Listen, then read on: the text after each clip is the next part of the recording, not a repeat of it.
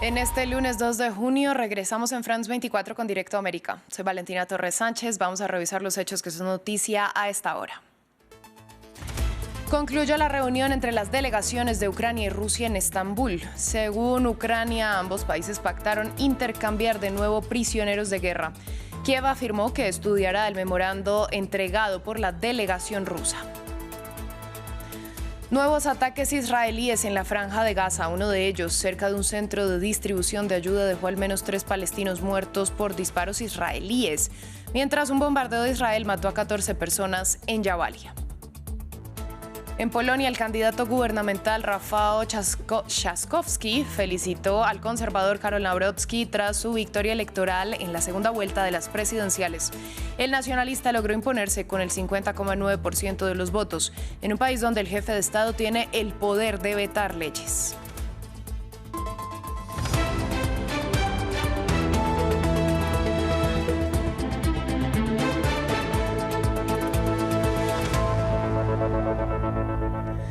Comenzamos en Estambul, donde tuvo lugar este lunes la segunda reunión entre rusos y ucranianos para presuntamente encontrar un camino para frenar la guerra en Ucrania. El ministro de Defensa ucraniano, quien lideró la delegación de Kiev, indicó que recibió el memorando elaborado por Rusia. Dentro de lo acordado entre ambos países está un nuevo intercambio de prisioneros de guerra. Desde Vilna, donde participa en la cumbre de la OTAN, Volodymyr Zelensky dio varios detalles. Las conversaciones en Estambul acaban de finalizar y estoy esperando el informe completo del Ministerio de Defensa ucraniano, Rustem Umerov. Intercambiaron documentos a través de la parte turca y estamos preparando una nueva liberación de prisioneros de guerra. Cambiamos de tema, vamos a la Franja de Gaza. El ejército de Israel disparó este lunes en contra de civiles que buscaban acceder a ayuda humanitaria. Al menos 3 personas perdieron la vida en el sur del enclave luego de que soldados de Israel abrieran fuego en una zona cercana a un centro de distribución. Naciones Unidas ha criticado de forma vehemente lo sucedido, mientras que Chile y Reino Unido han cuestionado el nuevo sistema de entrega de víveres y medicamentos operado por la denominada Fundación Humanitaria de Gaza. Más detalles en este informe de Diego Bassani. Persiste la ofensiva israelí en Gaza, mientras las críticas de los países occidentales se intensifican. En las inmediaciones de un centro de distribución de ayuda operado por la Fundación Humanitaria de Gaza en la ciudad de Rafah, soldados israelíes abrieron fuego contra la población civil, dejando muertos y heridos. Las fuerzas de defensa han comentado lo sucedido, asegurando que sus miembros hicieron disparos de advertencia para alejar a lo que denominaron como sospechosos. El ataque se llevó a cabo luego de que este domingo varias decenas de gazatíes que intentaban acceder a víveres y medicamentos fallecieran por disparos atribuidos por los palestinos a soldados israelíes. Mi sobrino fue a comprar comida para sus hijos, fue por harina para sus hijos. El ejército israelí lo golpeó y lo mató. Solo querían comer, estaban hambrientos, solo querían pan. El secretario general de Naciones Unidas, Antonio Guterres, ha declarado que es inaceptable que los palestinos arriesguen sus vidas por alimentos. Entre tanto, varios países occidentales continúan radicalizando su postura en contra del actuar del gobierno Netanyahu en Gaza. Este lunes, el primer ministro de Reino Unido ha criticado la entrega a cuentagotas de ayuda humanitaria.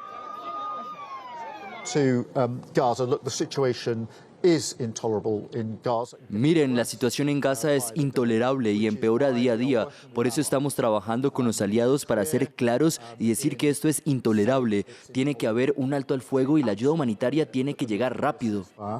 Be absolutely clear that humanitarian aid needs to get in at speed and at volumes that it is not getting in at the moment. Mientras que el gobierno de Chile ha anunciado acciones diplomáticas y económicas en contra del Estado de mayoría hebrea.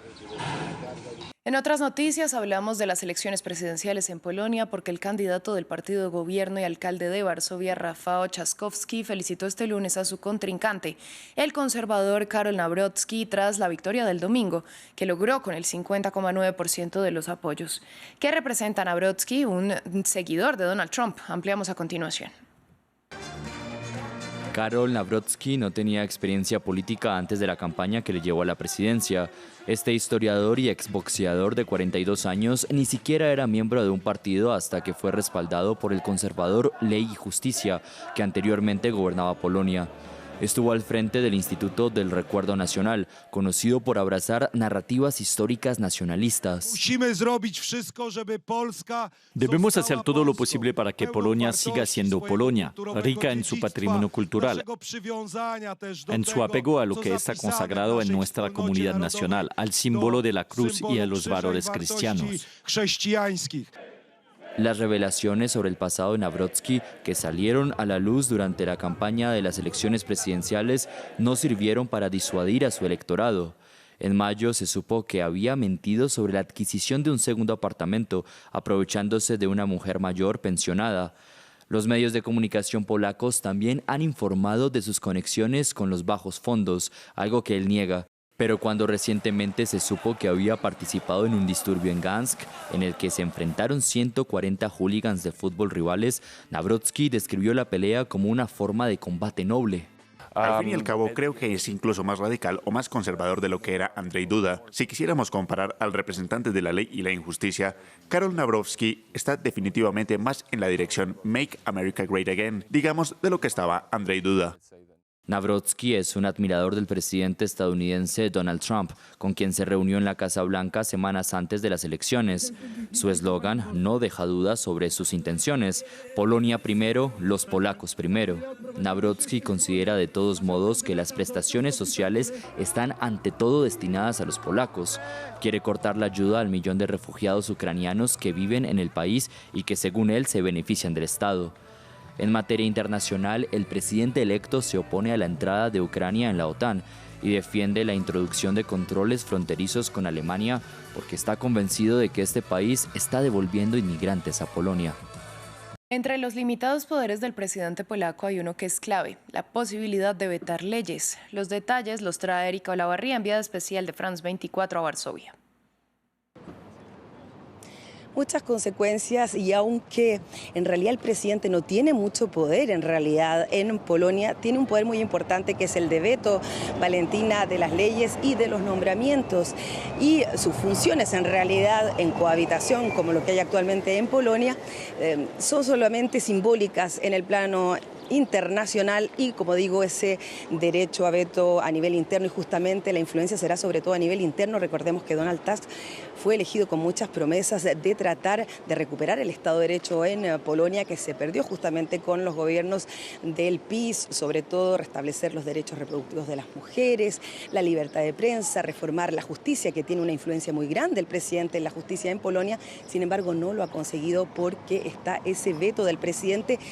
Donald Tusk necesitaría 2/3 del Parlamento para poder evadir ese veto, sin embargo no lo tiene, y por lo tanto está sujeto a ese veto del presidente, y es lo que hace que Donald Tusk en este momento sea muy impopular en Polonia. A nivel extranjero, sin embargo, aunque como decía yo, el presidente tiene funciones más bien simbólicas, no es tanta la influencia que puede tener el candidato electo, ya que allí es Donald Tusk quien ejerce, sobre todo en el seno de la Unión Europea, las funciones y decide en el seno de la Unión Europea. Y eso, como decíamos, el candidato no está porque Ucrania integre la OTAN o la Unión Europea, sino reconoce la deuda con los polacos durante la Segunda Guerra Mundial. Él tiene muchos reparos, es más cercano a Donald Trump, en fin, tiene muchas ideas anti-Unión Europea. Aunque no propone salir de la Unión Europea, él sí que prefiere reducir el peso que tiene la organización o el bloque continental en Polonia. Sin embargo, son solo ideas, por lo tanto, también es eso, que él puede influir en propagar ideas conservadoras en el seno de Polonia, que en unas futuras elecciones legislativas, esto es en el 2027, podrían quizás tener una influencia. Vamos a América Latina, porque México votó por primera vez unas elecciones para elegir a 2.680 cargos del Poder Judicial, pero pese a lo histórico de la jornada, la participación se cifró en alrededor del 13%. No obstante, la presidenta Claudia Sheinbaum calificó los comicios de éxito.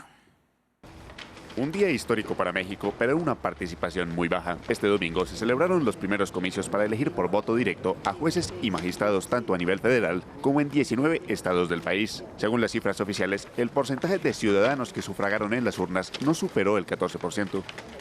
a partir de una muestra de casillas seccionales seleccionadas aleatoriamente frente a notarios públicos. Los resultados obtenidos por los especialistas arrojaron un resultado estimado de participación ciudadana de 12.57 al 13.32 de participación. A pesar de la fuerte abstención, el resultado ha sido catalogado por la presidenta Sheinbaum como un éxito. La elección histórica del Poder Judicial este 1 de junio de 2025 ha sido todo un éxito. Cerca de 13 millones de mexicanas y mexicanos salieron a ejercer por primera vez en la historia su derecho a decidir quiénes deben ser las y los nuevos ministros, magistrados y jueces. Sin embargo, para algunos votantes, el hecho de que más de 85 millones de personas no hayan acudido a los puestos de votación es un mal síntoma para la democracia. Me da mucha tristeza ver que, lo que yo vi en la casilla donde voté es que solo una cuarta parte vino a votar. Y me gustaría pensar que sí, que México va a tratar de ser más democrático en cuanto a que la gente participe más en este tipo de cosas, aunque no crea en ellas, al final tiene una obligación y tiene que venir a cumplirnos a todos. Los comicios, en donde se eligieron a los nuevos titulares de 881 cargos públicos, se llevaron a cabo luego de una reforma judicial impulsada por el antecesor de Sheinbaum, Andrés Manuel López Obrador. La oposición llamó al boicot de las elecciones y la legitimidad de las votaciones ha sido cuestionada por varias organizaciones internacionales. Se espera que los resultados completos se publiquen en 2 semanas. Tras meses de agitación política, Corea del Sur elegirá este martes a un nuevo presidente que sucederá al conservador Yoon Suk-yeol, destituido por su breve pero convulsa imposición de la ley marcial. Las encuestas dan ventaja al candidato liberal del Partido Demócrata Lee Jae-myung, secundado por el principal referente conservador Kim Moon-sun. Corea del Sur vota por el sucesor de Yoon Suk-yeol. Así busca apaciguar el convulso clima político desatado luego de que el mandatario destituido impusiera temporalmente la ley marcial. Las encuestas indican que el liberal Lee Jae-myung del Partido Demócrata sacará ventaja en la elección del martes. Aunque hemos llevado a juicio al cabecilla de la insurrección, Yoon Suk-yeol, y lo hemos destituido, el segundo y el tercer intento de insurrección continúan por parte de remanentes rebeldes que hacen caso omiso de la Constitución. Pero una cosa es segura, su insurrección no puede triunfar. Analistas afirman que la negativa del candidato conservador Kim Moon-so a criticar a Yoon lo complica. Este además centra sus críticas contra el favorito.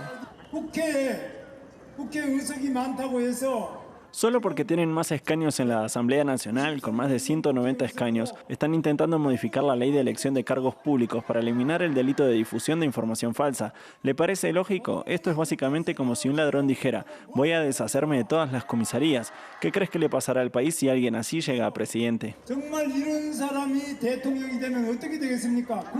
Otros 4 políticos aspiran a la presidencia. Lee Jun-seok, también conservador del pequeño partido Nueva Reforma, quien no quiso unir su candidatura con Kim.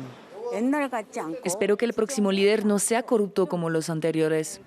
Me pregunté si solo intentan conectar con nosotros los jóvenes durante la temporada electoral para promocionarse. La división interna sobre la acción de Yoon, la política de American First de Donald Trump y el avance del programa nuclear de Corea del Norte son algunos de los desafíos futuros. Más de 10 millones ya votaron de manera anticipada de cara a las elecciones del martes. El ganador jurará el miércoles sin el típico periodo de transición de 2 meses. El número de muertos por las inundaciones que asolaron la ciudad nigeriana de Mokwa ha aumentado al menos 200 según las autoridades locales. La ciudad, a 350 kilómetros al oeste de Abuya, fue azotada por lluvias torrenciales el jueves. 265 casas destruidas, 3.000 personas desplazadas y 50 niños de una escuela coránica siguen desaparecidos. Ha sido la peor catástrofe que ha asolado la ciudad desde que los habitantes de Mokwa tienen memoria. Las lluvias torrenciales arrasaron el suelo y decenas de casas quedaron destruidas por las inundaciones. Este residente perdió a todos los miembros de su familia. Estoy de pie donde estaba mi habitación. Lo he perdido todo: mi mujer, mi madre, mis hijos y otros familiares. Las inundaciones me lo han quitado todo. Mokwa es una ciudad de casi 300.000 habitantes, situada a unos 300 kilómetros al oeste de la capital, Abuya, a orillas del río Níger. Y es precisamente esta ubicación frente al mar y la falta de infraestructuras lo que hace que la ciudad sea vulnerable a las inundaciones. Fue a la altura de la vía férrea que forma el dique, lo que contuvo el agua durante unas 2 o 3 horas. Cuando la vía férrea no pudo resistir más el agua, explotó. Eso fue lo que causó todo esto. La temporada de lluvias, que suele durar 6 meses en Nigeria, no ha hecho más que empezar este año. En 2024, las inundaciones afectaron a 34 de los 36 estados del país, matando a más de 320 personas. Fin del informativo, volvemos en breve.